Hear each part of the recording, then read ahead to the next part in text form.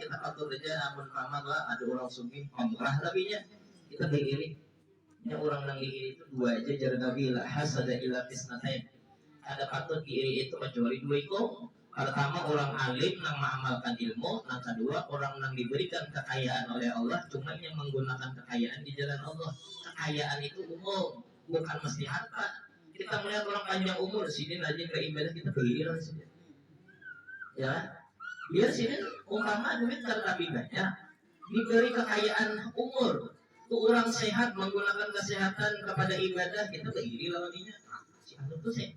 Ada yang marah kita terkadang kita bila melihat orang tuh kegaringan, orang tuh sudah cacat, betis, berjalan umpama betongkat, cuma rajin ke majelis taklim, rajin ke masjid umpama, rajin ke tempat-tempat yang baik, terkadang kita nang sehat nih rasa suka, nah sukannya inya nang cacat.